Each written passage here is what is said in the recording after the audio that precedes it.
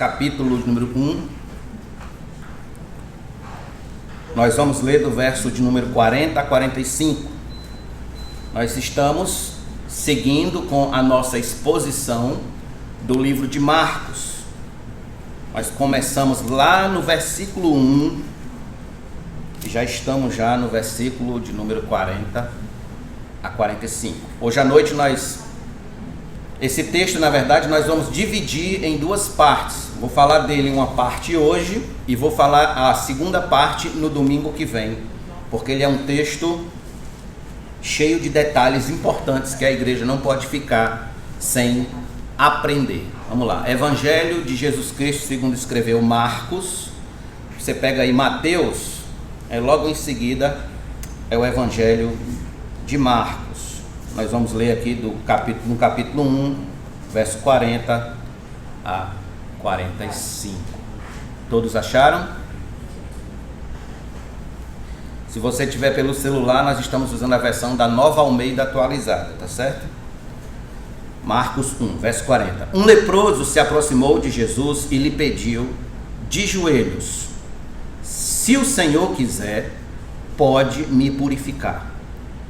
E Jesus, profundamente compadecido, estendeu a mão, tocou nele e disse: quero sim, fique limpo. No mesmo instante, a lepra desapareceu dele e ele ficou limpo. E advertindo-o severamente, logo o despediu e lhe disse: olhe, não conte nada a ninguém, mas vá, apresente-se ao sacerdote e ofereça pela sua purificação o sacrifício que Moisés ordenou para servir de testemunho ao povo. Mas tendo ele saído, começou a proclamar muitas coisas e a divulgar a notícia, a ponto de Jesus não poder mais entrar publicamente em nenhuma cidade. Por isso, permanecia fora em lugares desertos, e de toda parte vinham ao encontro dele. Vamos orar.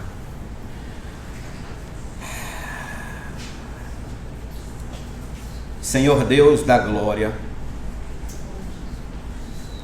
diante da tua face, Senhor, nos colocamos como este homem que te procurou naquele dia e disse: se o Senhor quiser, o Senhor pode me purificar.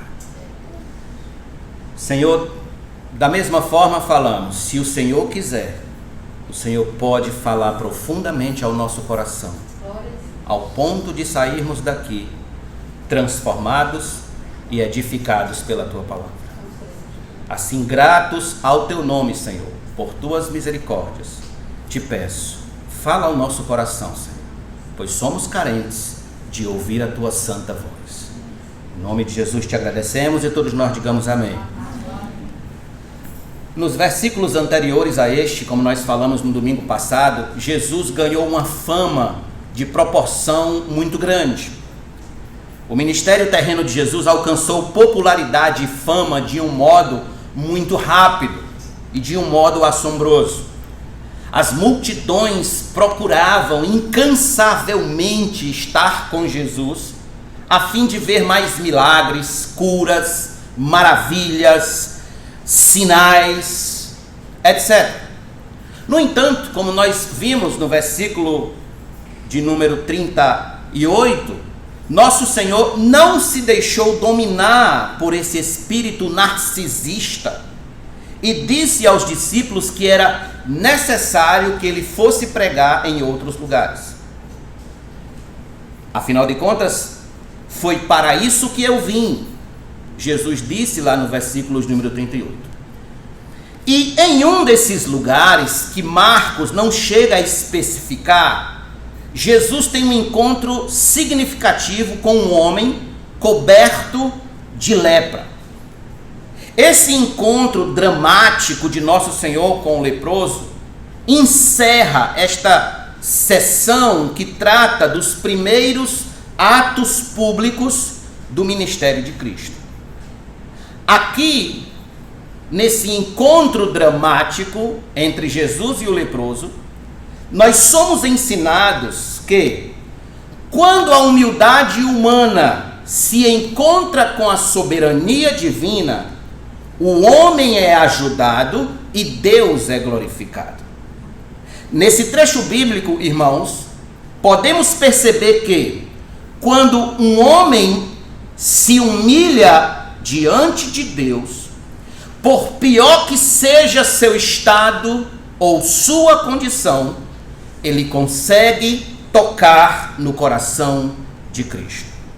Pois bem, o nosso dever hoje à noite é considerar atentamente esses dois conceitos. Quais? A humildade humana e a soberania de Cristo.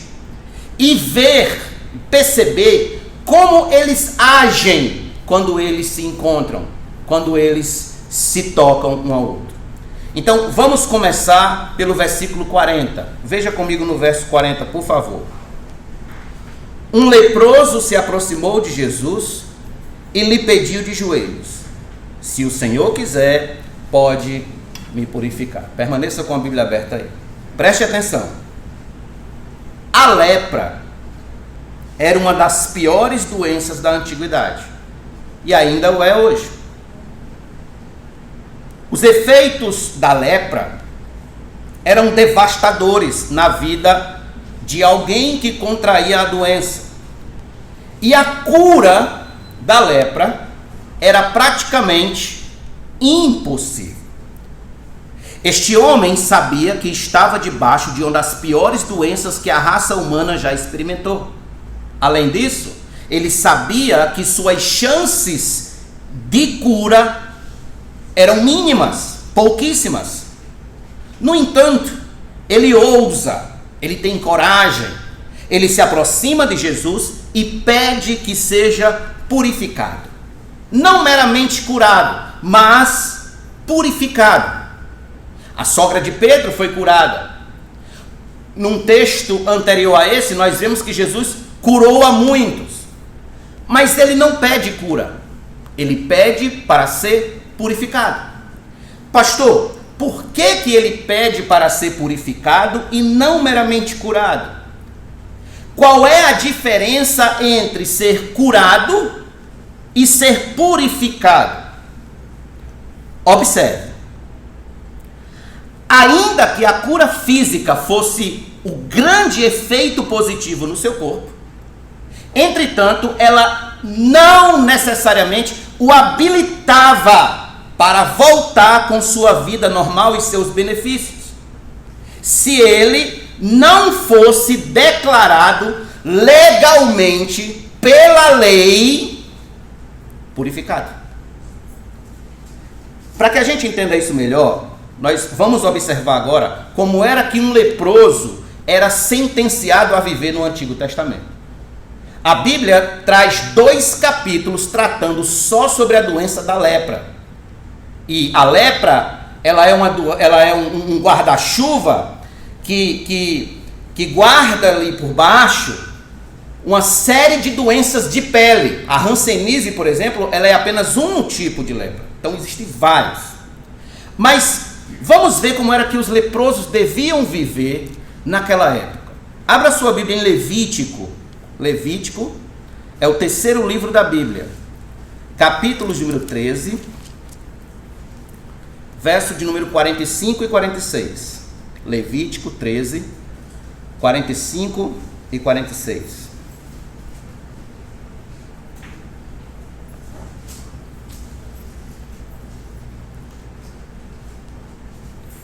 As roupas do leproso em quem está a praga serão rasgadas, e os seus cabelos deixados sem pentear. Com a mão sobre a boca, gritará: impuro, impuro!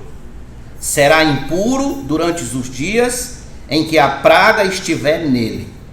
Está impuro, habitará só. A sua habitação será fora do arraial.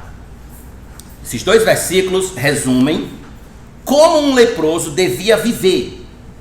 Aqui nós temos o suficiente para mostrar que a vida de um homem que contraía lepra ficava arrasada em 2 esferas. Tanto na esfera médica, biológica, obviamente, quanto na esfera social. Ele não tinha mais saúde, ele não podia mais viver em sociedade, perdia o contato da família, sua vida profissional e financeira era totalmente abalada, sua vida religiosa era afetada, profundamente afetada, porque ele não podia participar mais dos cultos, e a sua honra era gravemente maculada. Sempre que alguém se aproximasse dele, ele tinha de gritar: impuro, impuro. Ele tinha que avisar que ele era leproso. Além disso, naquela época, haviam também superstições de que a lepra era uma severa punição de Deus. Por isso, por causa de alguns fatos ocorridos lá no Antigo Testamento, tinha-se essa ideia de que quem contraía lepra estava debaixo de um castigo terrível de Deus. 3 casos tem na Bíblia. O primeiro caso é o caso de Miriam, a irmã de Moisés. Quando ela e Arão falam contra Moisés, se levantam contra Moisés, Deus toca em Miriam e Miriam se torna leprosa. E Moisés vai ter que interceder por ela para que ela volte a ter saúde. O segundo caso que a gente encontra é o caso de Geazi. Lembra de Geazi, moço de Eliseu?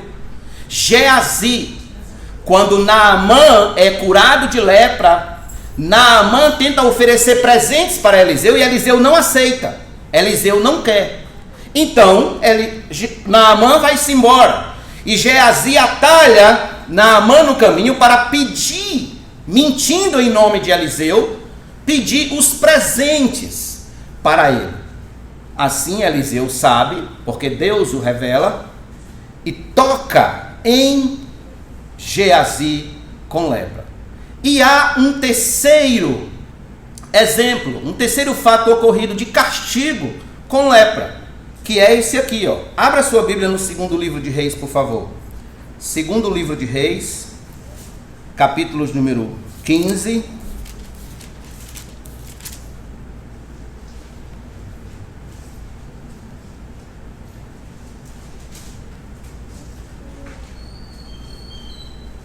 Versículos número 5, sobre o rei Azarias.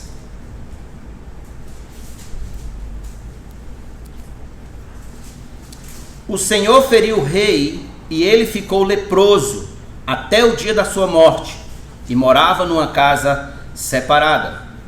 Se você ler os versículos anteriores, você vai perceber que ele agiu em desobediência como os reis anteriores a ele, e assim Deus o feriu com lepra. Ele quis entrar no santuário e quis sacrificar ao Senhor, e não era papel do rei, era papel do sacerdote. Então, como punição, como juízo de Deus, o Senhor o feriu com lepra. Um rei ferido com lepra. Veja, todas essas pessoas foram punidas com lepra como juízo de Deus contra seus pecados. Por essa razão, acreditava-se que quando alguém era acometido de lepra, devia-se a isso a um pecado particular, pelo qual a pessoa estava pagando literalmente na pele. Óbvio, nós sabemos que nem todas as pessoas acometidas de lepra era por causa de um pecado específico que estava sendo punido. Mas naquela época, não se pensava assim. Para piorar a situação, preste atenção aqui. O leproso era alguém tratado, chamado, considerado pelos seus contemporâneos como um morto-vivo. Era assim que eles viam os leprosos. Lá se vai um morto-vivo. Tamanha era a gravidade e a feiura da doença. Assim eles eram estigmatizados. Lá se vai um morto-vivo. Flávio Joséfo, o historiador, no seu livro Antiguidades, ele fala do banimento dos leprosos como aqueles, olha como eles viam os leprosos, aqueles que não se distinguem de forma alguma de um cadáver. Pois bem, Era assim que um leproso era visto. É por causa desse mosaico de sofrimento que ele pede para ser purificado e não meramente curado. A purificação o habilitaria a voltar com a sua vida ao normal. Este homem que procura Jesus, ele está consciente de 3 fatos. Quais são? Primeiro, consciente de que era leproso, por isso ele pediu purificação. Segundo, consciente de que ele devia viver apartado da sociedade em obediência à lei. Porque o que a lei previa que ele vivesse apartado não era para proteger ele, mas proteger a sociedade de não pegar lepra. E terceiro, ele vivia consciente de viver cada segundo da sua vida à beira da morte. Então, quando ele vem a Cristo pedindo de joelhos a sua purificação, ele está declarando esses 3 fatos. Senhor, eu sou leproso, eu vivo banido e eu vivo à beira da morte. Observe, aqui está o grande princípio da ação deste homem. É que ele tem uma visão correta de si mesmo. É que ele tem uma visão correta da sua existência. Então ele pede socorro ao Senhor. O que é isso? Humildade. Humildade. É como se ele dissesse: Senhor, eu sou tudo isso que a lei diz que eu sou. Eu sou leproso. Eu tenho consciência disso. Mas se o Senhor quiser, o Senhor pode me purificar. Quando João Batista enviou os seus discípulos para perguntarem a Cristo se ele realmente era o que havia de vir ou se deviam esperar outro, Jesus respondeu: os surdos ouvem, os cegos veem, os coxos andam e os leprosos são purificados. Perceba, isso está lá em Mateus capítulo 11, verso 4 e 5. Perceba que nosso Senhor coloca a purificação dos leprosos como uma categoria própria, uma matéria própria.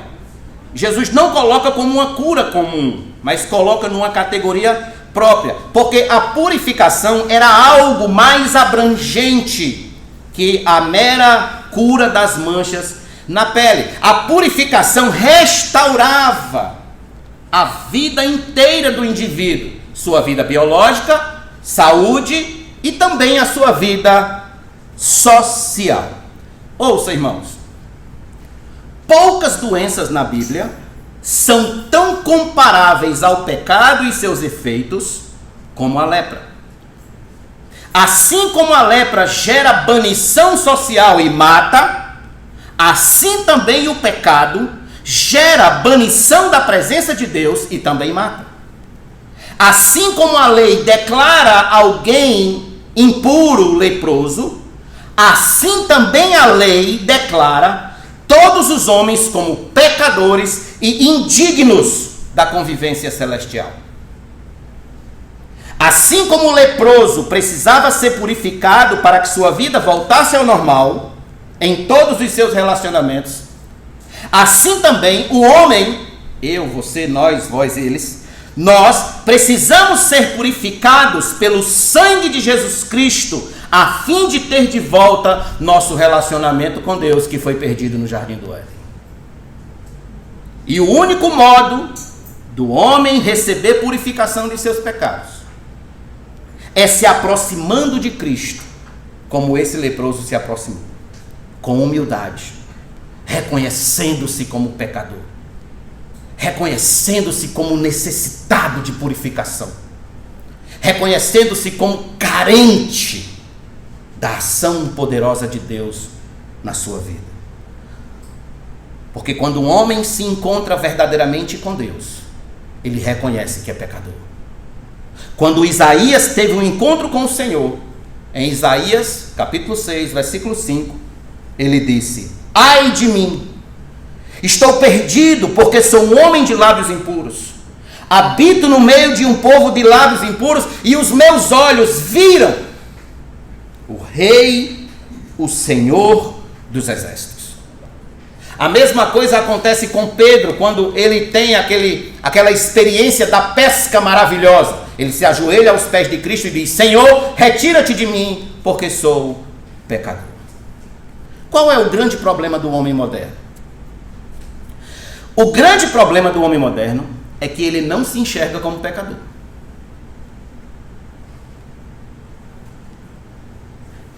É o leproso que teima em dizer que não está com lepra. É o banido espiritual que teima em acreditar que está tudo bem no seu relacionamento com Deus, quando não está.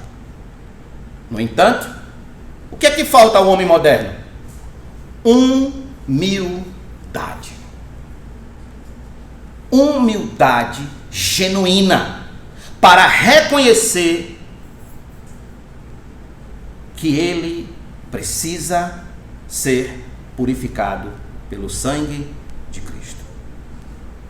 O homem moderno precisa de humildade genuína, porque isso lhe falta. O homem moderno está sempre se achando merecedor de alguma coisa.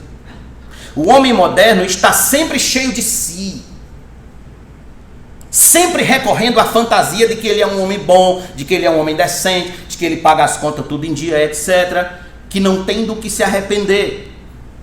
Isso é soberba. E a sua soberba o impede de ter uma visão correta de si mesmo. E assim ele permanece banido, fora, longe do arraial do povo de Deus. Porque o homem moderno tem essa visão de que ele merece alguma coisa. Há uma historinha, irmãos, há uma historinha antiga que diz muito sobre o estado em que o homem vive sem a presença de Cristo. Há uma historinha. Qual é essa historinha, pastor? Conta-se que um jumentinho chegou em casa, todo contente, e disse para sua mãe: Mãe, a senhora não vai acreditar.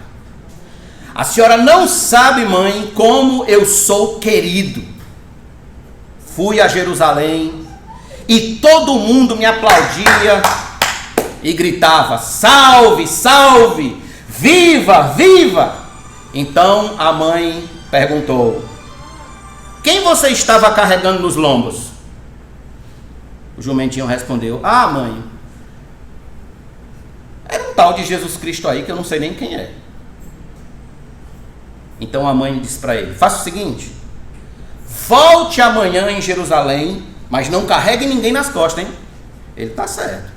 Quando foi no outro dia, o jumentinho foi para Jerusalém e voltou triste, capiongo, depressivo, sem graça, e disse: mas mãe, como pode?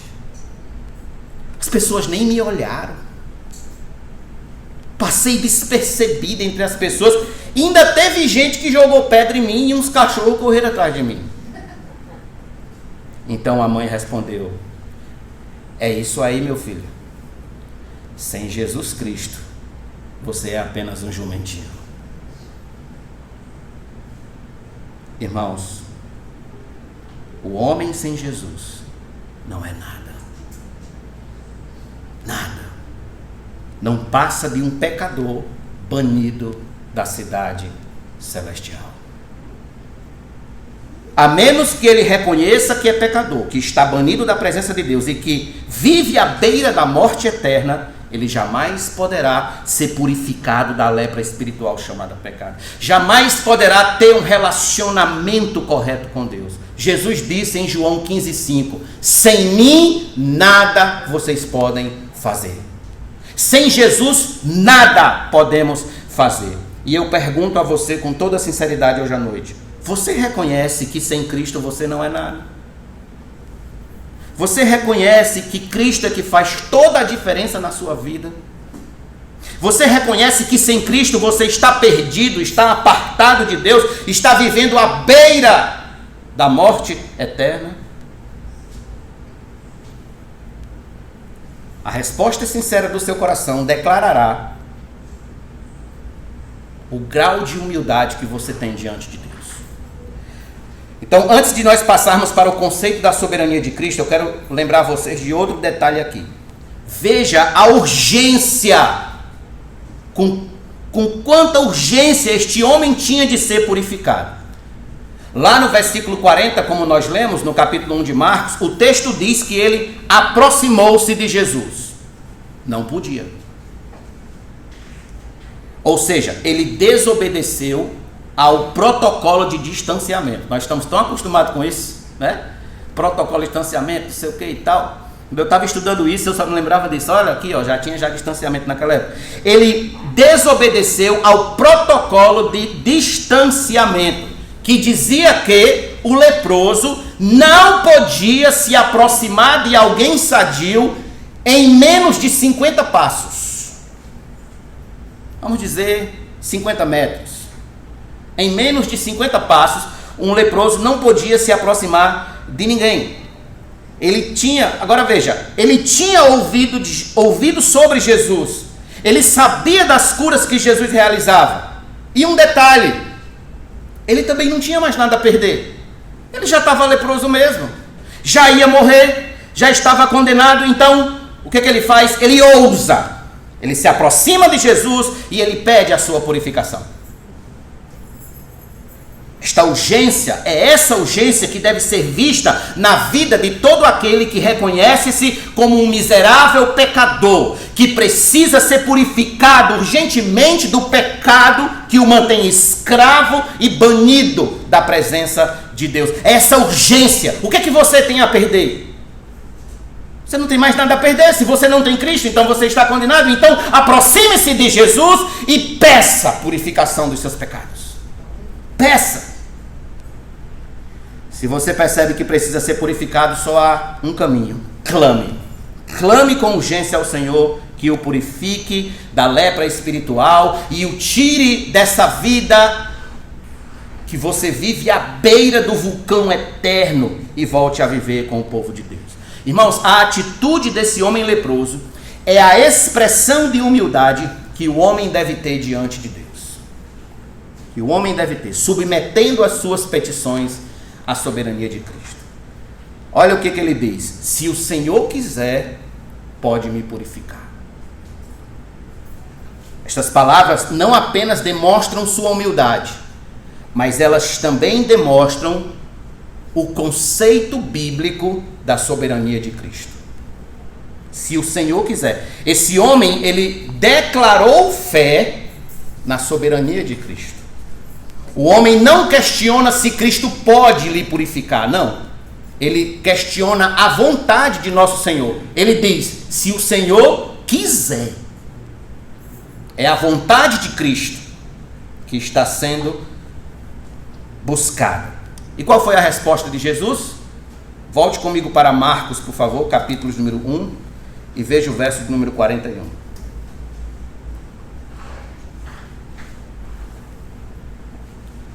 E Jesus, profundamente compadecido, estendeu a mão, tocou nele e disse: quero sim, fique limpo.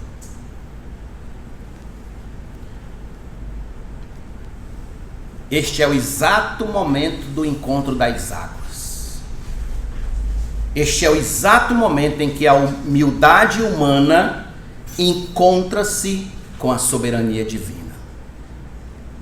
O texto diz que nosso Senhor ficou compadecido. Na verdade, a tradução correta aí seria: o nosso Senhor ficou irado. Jesus ficou irado. Os copistas, ao longo dos anos, trouxe a palavra compadecido para explicar melhor esse tipo de ira. Porque a ira que Jesus teve aqui não é a ira com o leproso, mas a ira que ele teve é a ira contra o mal, o pecado que levou os homens àquele estado miserável de lepra. Lembrem, depois em casa leiam João capítulo 11, quando fala-se sobre a ressurreição de Lázaro, que lá também Jesus se irou, mas ele se irou exatamente contra o pecado que levou os homens à morte.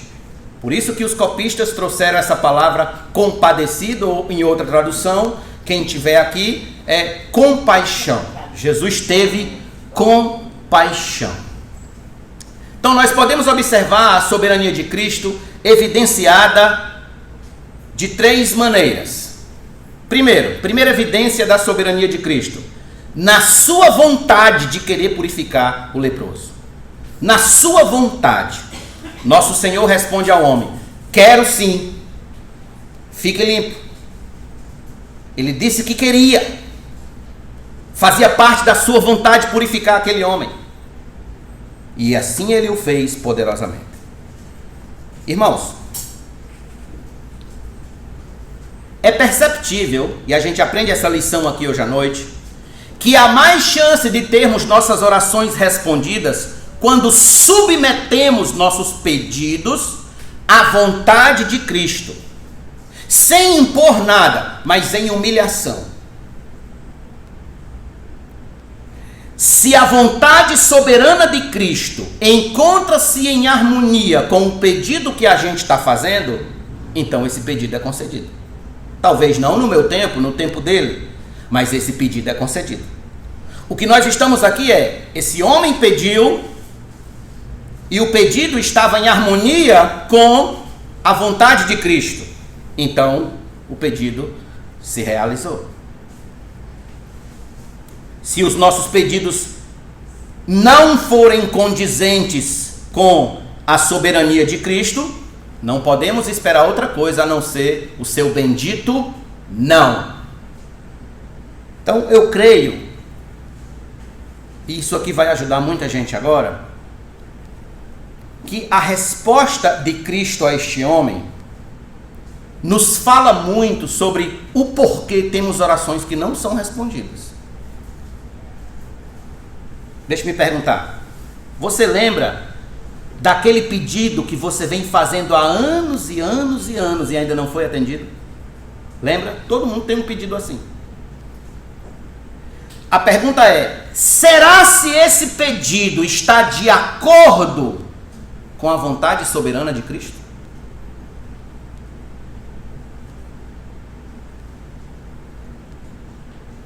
Se o pedido não foi atendido ainda, talvez seja porque ele não condiz com a vontade soberana de Cristo para a sua vida. E aqui é onde está a diferença entre o crente verdadeiro e o falso crente. O crente verdadeiro, o cristão verdadeiro, ele submete tudo o que ele faz, tudo o que ele ora, tudo o que ele pede à vontade de Deus. Todos os seus projetos, todos os seus propósitos, todos os seus sonhos estão submetidos em oração à vontade soberana de Cristo. Então seu coração descansa nisso. O cristão nascido de novo é aquele que a vontade de Cristo é o mais importante para a sua vida. Não a sua própria vontade, mas a vontade de Cristo. Quem é o cristão verdadeiro? O cristão verdadeiro é aquele que ora sempre assim: Senhor, se tu quiseres, tu pode salvar meu filho. Senhor, se tu quiseres, tu pode transformar meu casamento. Senhor, se tu quiseres, tu pode me dar a cura que eu preciso. Senhor, se tu quiseres, tu pode me abrir as portas de emprego, ou uma nova porta de emprego. Senhor, se tu quiseres, tu pode me libertar desse vício maldito que me escraviza há anos. Se tu quiser, Senhor, tu podes me libertar disso. Se tu quiser, Senhor, tu pode salvar meus pais. Se tu quiser, tu pode salvar meu esposo, pode salvar minha esposa, pode salvar meus vizinhos, minha família. Se tu quiser. Irmãos, quando a gente ora e a nossa oração, o nosso pedido está de acordo com a vontade de Cristo, isso se cumpre. Deixa eu contar rapidinho aqui um testemunho para vocês que aconteceu comigo. Quando eu me converti, eu falava muito palavrão. Falava palavrão demais. De 10 palavras, 11 era palavrão. Era palavrão demais. Tudo era uma resposta a um palavrão. A minha mente já girava em torno de palavrão. E quando eu conhecia o Senhor, de vez em quando dava aquelas escorregadas. De vez em quando vinha. Então eu orei a Deus e disse: Senhor, purifica os meus lábios. limpa os meus lábios, arranca fora todo e qualquer palavrão, toda e qualquer palavra imunda que a minha boca venha a proferir. E Deus ouviu a minha oração. E acabou-se. Nunca mais. Tudo que um cristão genuíno pede a Deus, ele submete à vontade soberana dele. E se aquele pedido está de acordo com a sua vontade, aquela oração é respondida. Não muito tempo atrás, desenvolveu-se um conceito muito errado na igreja, de que se eu fizer determinadas coisas certinhas, dizimar, ofertar, vir aos cultos, jejuar, orar, participar da campanha das 7 sextas-feiras, passar por debaixo da roda santa do milhão, se eu fizer tudo certinho, etc., Deus é obrigado a me abençoar. Diziam, e aí você ainda encontra ainda algumas dessas pessoas na TV e na internet, diziam que se você souber usar a fé, dizer as palavras certas, palavras que combinam, então Deus é obrigado a lhe conceder o que você quiser. Será? Será mesmo, irmãos, que é assim que Deus age?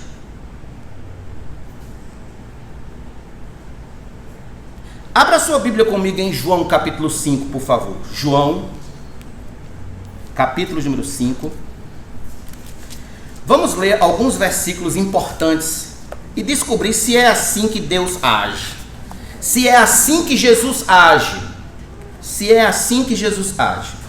João capítulo 5, nós vamos ler do verso de número 1 em diante.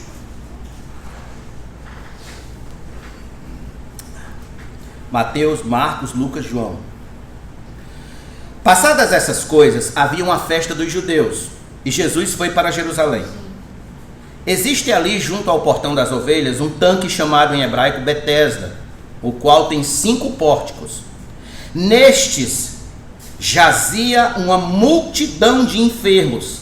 Grife essa palavra aí, uma multidão de enfermos, cegos, coxos, paralíticos, esperando que a água se movesse, porque o anjo descia de tempos em tempos agitando-a. E o primeiro a entrar no tanque, uma vez agitada a água, sarava de qualquer doença que tivesse. Estava ali um homem, grife essa palavra, um homem, enfermo havia 38 anos. Jesus, vendo-o deitado e sabendo que estava assim havia muito tempo, perguntou: você quer ser curado? O enfermo respondeu: Senhor, não tenho ninguém que me ponha no tanque quando a água é agitada. Quando tento entrar, outro enfermo, chega antes de mim. Então Jesus lhe disse: levante-se, pegue o seu leito e ande. Imediatamente o homem se viu curado e, pegando o leito, começou a andar. Veja, ali havia uma multidão de enfermos, cegos, coxos, paralíticos, enfim, uma multidão. Mas Jesus só quis curar um. Ele foi injusto? Não. Ele foi soberano. A sua vontade imperou. Ele fez o que quis. Portanto, toda essa ideia de que se você fizer algo para Deus, se usar a fé, as palavras certinhas, você obriga a Deus a conceder o que você quiser. Essa conversa é lorota do diabo, é engano de Satanás. Não acredite nisso. Isso é uma ferramenta do inferno para enganar o seu coração, para enganar o seu entendimento, para você perder o entendimento das Escrituras e seguir no caminho do engano. O máximo que nós podemos fazer é nos humilhar na presença de Cristo, submeter os nossos pedidos à sua vontade soberana, e se Ele quiser, Ele responde. E se Ele quiser responder favoravelmente, amém. Caso ele não queira responder favoravelmente, amém também. Porque todas as coisas cooperam para o bem daqueles que amam a Deus e que são chamados segundo o seu propósito. Todas as coisas. Deixe-me perguntar. Quantos pedidos que você já fez a Deus e que se Deus tivesse lhe concedido, você teria se ferrado? Hein? Isso é muito comum quando a gente é jovem, está namorando. Ah, Senhor, me dá a fulano para namorar comigo. Ela vai ser a mulher da minha vida. Se Deus tivesse me concedido, Deus tivesse dito sim, teria tido problemas. Eu me lembro uma vez, eu estava desempregado e eu fui chamado numa empresa próxima à minha casa lá em Fortaleza para fazer uma entrevista. Então sempre me disseram assim, ó, quando você for para a entrevista, você se arrume todo, bote a sua melhor roupa, vá, tome um banho, vá bem perfumado, faça a barba bem direitinho e tal, né? E eu nesse dia todo empolgado, fiz tudo isso conforme o protocolo e fui. Quando cheguei lá, me apresentei, estava eu e um rapaz, eu todo arrumado, alinhado, todo nos trinques, mais perfumado que mala de barbeiro. E o rapaz do meu lado com uma camiseta simples, uma calça jeans daquela bem fubenta, um sapato, um tênis assim bem já usado. Eu olhei para ele assim e disse, essa vaga é minha. Essa vaga é minha. Beleza, entrei para a entrevista. Quando entrei para a entrevista, a moça olhou para mim e disse, você sabe para que é a vaga? Eu disse, sei não, eu sei que ele me disseram que eu vim aqui e que tinha uma oportunidade. É para carregar caminhão. Você não tem perfil de que carrega caminhão, não. Aí eu disse, não, mas eu estou precisando trabalhar e tal, e tal, e tal, e tal. Sei que, beleza, o outro rapaz entrou para a entrevista. Para encurtar a conversa, o outro rapaz ficou e eu fui dispensado. Se eu tivesse ficado naquele emprego, se eu tivesse ficado naquele trabalho, talvez eu não tivesse o trabalho que eu tenho hoje. Talvez hoje eu não fosse servidor público do estado da Paraíba. Então, eu pedi a Deus aquele emprego e Ele não me deu. Ele me deu um melhor. No tempo dele, claro, né? Não no meu tempo. No tempo dele, Ele me deu um melhor. E eu sou muito grato a Ele por isso. Pois bem, agora eu quero trazer a vocês que há sim um pedido, e esse aqui é certo e liquidado, que sempre que você fizer, ele vai estar de acordo com a vontade de Deus. Qual é esse pedido, pastor? É esse aqui, ó. Abra sua Bíblia comigo na primeira carta de João, por favor. Primeira carta de João, capítulo 1.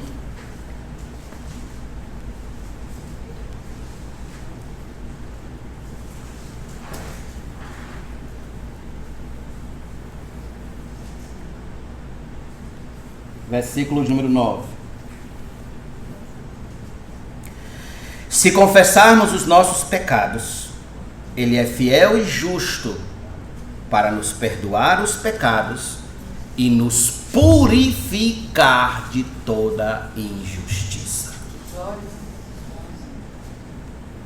A palavra purificar aqui nesse texto é katarizo no grego. Katarizo. Ela é a mesma palavra que o leproso usou quando pediu para ser purificado por Cristo em Marcos 1:40. Por quê? Por que os autores usam a mesma palavra? Porque a purificação da lepra, ela é exatamente semelhante à purificação do pecado por meio do sangue de Cristo. Assim como o leproso precisava ser purificado, passar pelo processo de catarizo, o pecador também precisa ser purificado de todo o seu pecado pelo sangue de Cristo. Então, peça perdão por seus pecados, a menos que você não tenha pecado, né? No versículo 8 diz, se dissermos que não temos pecado, somos mentirosos. Então, se você não é mentiroso, obviamente é porque você tem pecado. Então, se você tem pecado, peça perdão ao Senhor pelos seus pecados e você receberá o sim e o amém de Deus em Cristo Jesus. Porque esta é a sua vontade soberana, que nos arrependamos e peçamos a purificação dos nossos pecados. Sempre que você pecar, peça perdão. Peça perdão a Deus e você receberá a purificação dos pecados. Pois bem, a soberania de Cristo é evidenciada primeiro na sua vontade de querer purificar o leproso. Mas há uma outra evidência. Em segundo lugar, no modo como Jesus realizou este milagre. Na maneira como ele realizou. O texto diz, lá em Marcos 1, 41, que ele estendeu a mão e tocou nele e disse: quero sim, fique limpo. Observe, a lei proibia qualquer homem de tocar num leproso. Tocou num leproso, se tornou impuro como ele. A lei dizia assim: você não pode tocar no leproso. Um leproso, ele não podia entrar dentro de uma casa. Se ele entrasse dentro de uma casa, toda aquela casa se tornava leprosa, impura. O leproso, para você ter ideia, isso era tão sério para eles, que se um leproso passasse por debaixo de uma árvore, quem passasse por debaixo daquela árvore também era considerado imundo. Também era considerado impuro. Para você ver como era sério. No entanto, reparem no que Jesus fez. Ele estendeu a mão e o tocou. E o efeito aqui foi o contrário. Ao invés de Jesus ficar impuro, o leproso foi que ficou purificado. O leproso foi que foi limpo. Irmãos, quão maravilhoso é isso aqui. Quão maravilhoso é saber que em quem Jesus toca com a sua graça, em quem Jesus toca com o seu amor, em quem Jesus toca com a sua bondade, com a sua misericórdia, é transformado de imundo em purificado, de perdido em salvo, de triste em alegre, de depressivo em feliz, de desanimado em animado. Em quem Jesus toca é transformado para melhor. Saulo era perseguidor ferrenho da igreja. Jesus tocou em Saulo com a sua graça e Cristo o tornou o maior plantador de igreja do Novo Testamento. Pedro era covarde, medroso, e como diz João Dória, Pedro era negacionista. Mas, ao ser tocado pelo amor de nosso Senhor, Pedro tornou-se um homem corajoso, ao ponto de ser crucificado de cabeça para baixo, pois dizia que não era digno de ser crucificado na posição em que seu Senhor foi crucificado. Santo Agostinho era um homem depravado moralmente, um homem devasso, mas quando Jesus tocou em seu coração com a sua graça irresistível, Santo Agostinho foi transformado num homem santo e num dos maiores teólogos do cristianismo.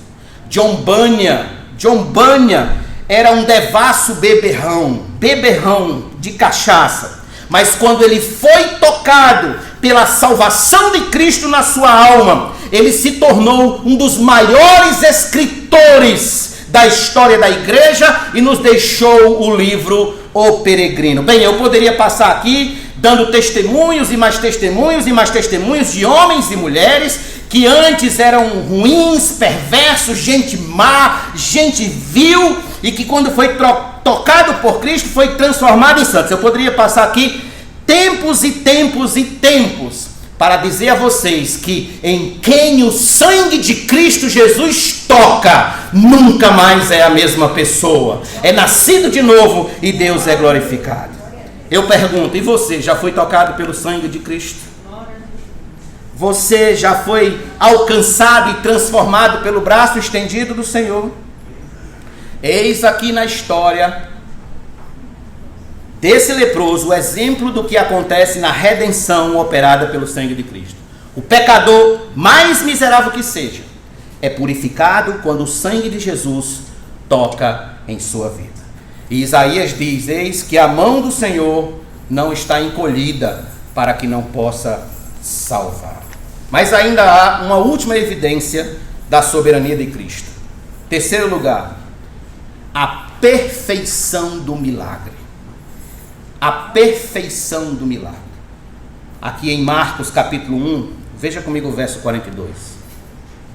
No mesmo instante, a lepra desapareceu dele e ele ficou limpo.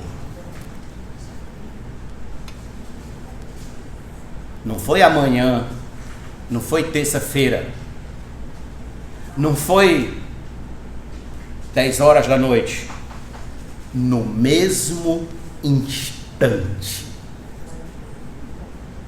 Todos os ritos de purificação da lei, e nós vamos falar sobre eles melhor no domingo que vem, então não deixe de estar aqui para acompanhar.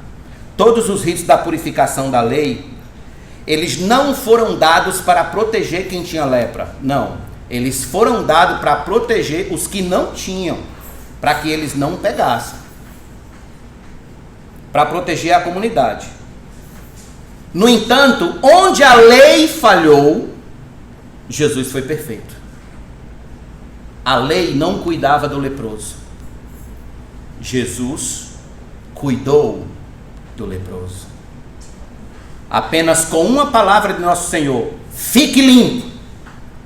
E aquele homem ficou limpo, completamente limpo de todas as manchas espalhadas pelo seu corpo.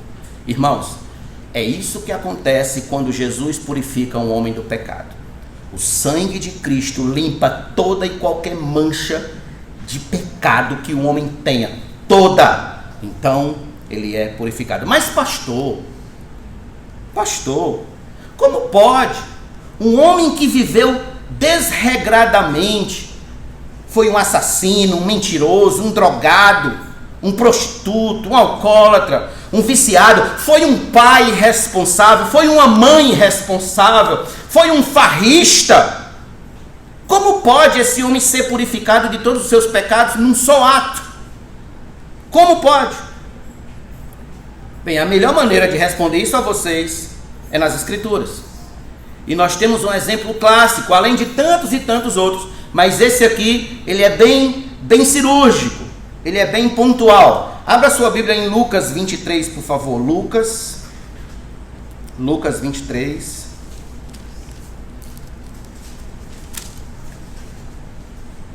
Verso de 39 em diante.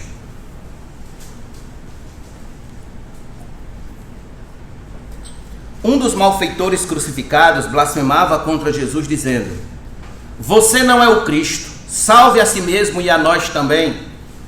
Porém o outro malfeitor o repreendeu, dizendo: você nem ao menos teme a Deus, estando sob igual sentença?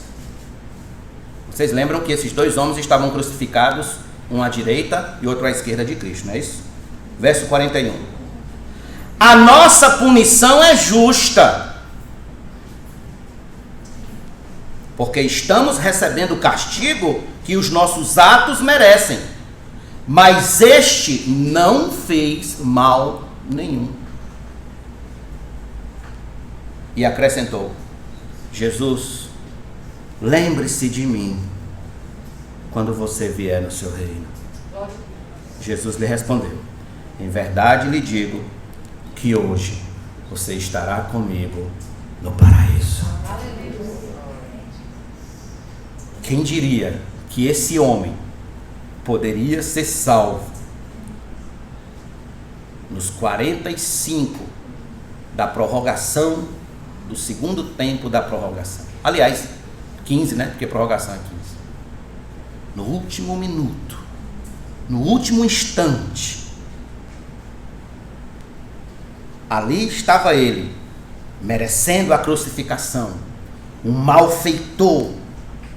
Mas no seu último segundo de vida, ele consegue a purificação completa de todos os seus pecados, ao ponto de que ainda naquele dia já estaria com nosso Senhor no paraíso.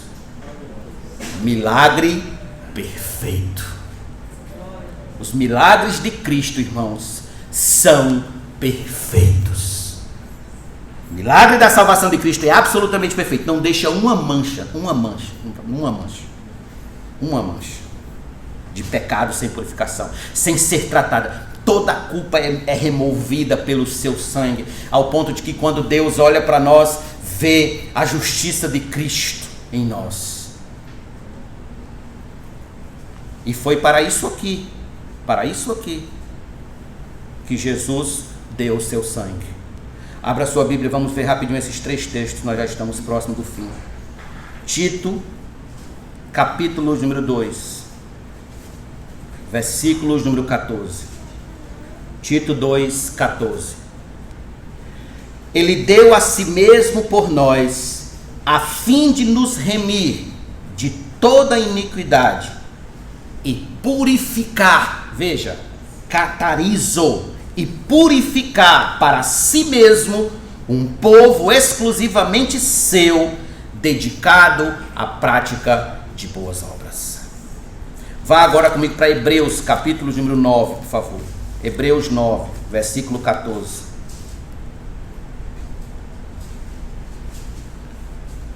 Muito mais o sangue de Cristo, que pelo Espírito eterno a si mesmo ofereceu sem mácula a Deus, veja, purificará a nossa consciência de obras mortas para servirmos ao Deus vivo.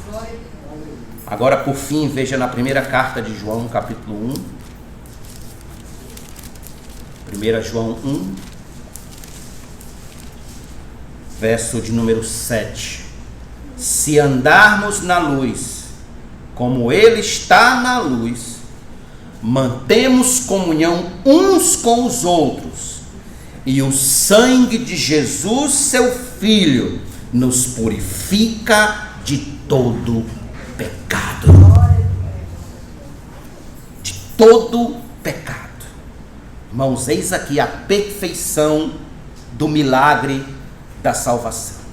Do mais perdido pecador que se arrepende. É que o sangue de Cristo é a sua garantia de purificação diante de Deus e dos homens. Pelo sangue de Cristo somos reconciliados com Deus para todo sempre, e assim entraremos na cidade santa, e assim estaremos com Ele para sempre na Nova Jerusalém. Lá não entrará, está escrito em Apocalipse, não entrará coisa imunda, não entrará alguém coberto de pecado, cheio de manchas de pecado. Não, absolutamente não. Lá só entrará aqueles que foram comprados, lavados e remidos pelo sangue do Cordeiro de Deus. Por isso que a gente canta no hino 89 do Cantor Cristão: teu coração queres purificar? Seu sangue tem poder. Sim, tem poder. Todas as manchas te pode tirar. Teu sangue, seu sangue tem este poder. Quando o precioso sangue de Jesus alcança um homem ou uma mulher, qualquer impureza que ele tenha diante de Deus é purificada, e tal homem está limpo, tal homem está com a ficha limpa diante de Deus. Então permita-me concluir dizendo que todos nós que estamos aqui somos como este leproso. Nascemos carcomidos pelo pecado. Carcomidos. Se Cristo não nos purificar nesta vida, não nos purificar aqui, morreremos eternamente banidos da cidade celestial. Porque a gente não pode purificar a si mesmo. A gente não tem condições de purificar-nos a nós mesmos. Por isso que aquele homem foi até Jesus e disse: se o Senhor quiser, o Senhor pode me purificar. Irmãos, roguemos com humildade ao Senhor, de todo o nosso coração, dizendo: se o Senhor quiser, o Senhor pode me purificar do meu pecado. E eu creio que em sua soberania, esse pedido está de acordo com a sua soberania. E Ele dirá: quero sim, fique limpo. E Vamos ficar de pé.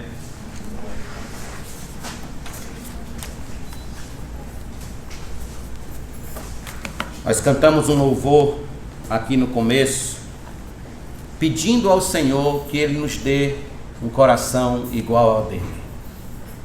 E antes de encerrarmos este culto, vamos cantar mais uma vez este louvor, lembrando de tudo que foi pregado agora, para que Ele nos purifique de todo o pecado. Feche seus olhos e vamos orar. Senhor, te agradecemos pela